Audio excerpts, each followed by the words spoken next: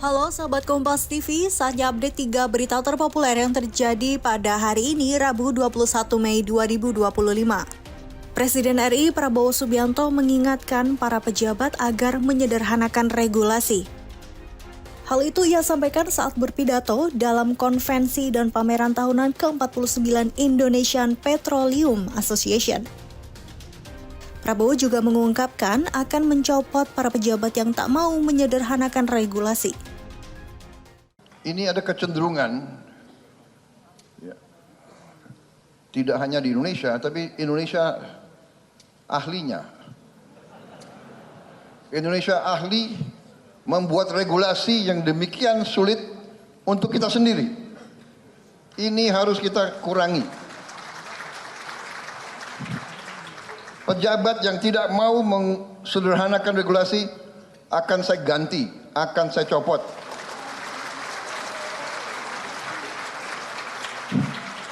Banyak anak-anak muda yang nunggu diberi kesempatan.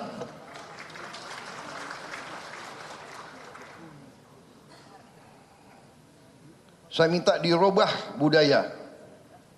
Kalau bisa dibikin susah, kenapa dibikin gampang? Robah cara berpikir seperti itu. Cara berpikir seperti itu tidak boleh lagi kita biarkan di republik kita yang kita cintai ini, saudara. Komisi 5 DPR RI rapat bersama Asosiasi Ojek Online membahas soal potongan tarif dari aplikator hingga rancangan undang-undang tentang transportasi online. Anggota Komisi 5 DPR fraksi PDIP, Adian Napitupulu, juga sempat mengkritisi soal potongan tarif tersebut. Ini kita bicara algoritma. Algoritma itu bisa ngatur siapa yang dapat order, siapa yang tidak. Untuk dapat order, mereka bayar lagi Rp20.000 per hari. Sudah mereka dapat bayar Rp20.000 per hari, lalu konsumen memesan, dipotong lagi. Persentasenya 20% minimal sampai 50%. Pernah nggak kita lakukan audit investigatif untuk keuangan ini?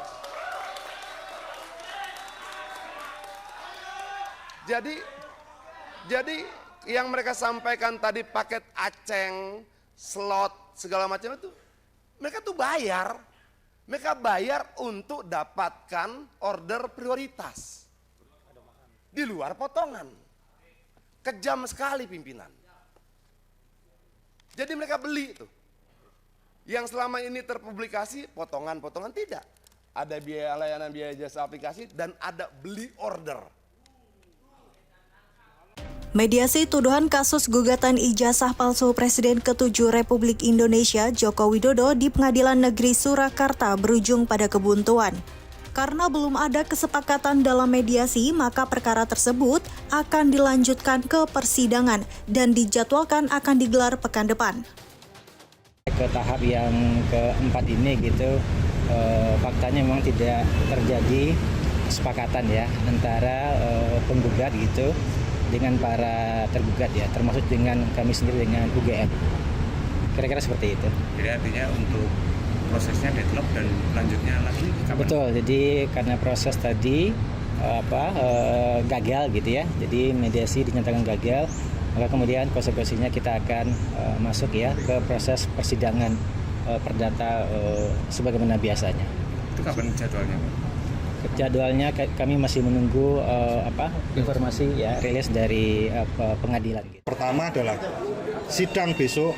Yang pertama harus kami akan meminta untuk dilakukan secara offline, gitu. Nah, yang kedua seperti jawab jinawab itu kalau di persidangan yang biasa itu kan biasanya kan elektronik.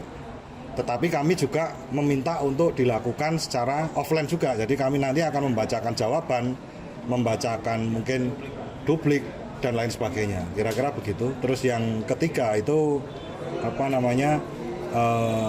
bahwa kami juga mungkin nanti akan mengundang pihak ketiga. Tapi kami sampaikan dulu itu ke media. Jadi tapi untuk selebih lanjutnya siapa pihak ketiga itu dan lain sebagainya nanti tunggu sidang di minggu depan, kira-kira begitu. Statusnya saksi ya? Bukan. Ya itu ditunggu aja nanti di minggu depan, sidang minggu depan. Itu dia 3 berita terpopuler yang terjadi pada hari ini. Saya Sinta Melenia, pamit undur diri dan sampai jumpa. Jangan lupa untuk like, komen, dan share, serta subscribe pada channel YouTube Kompas TV.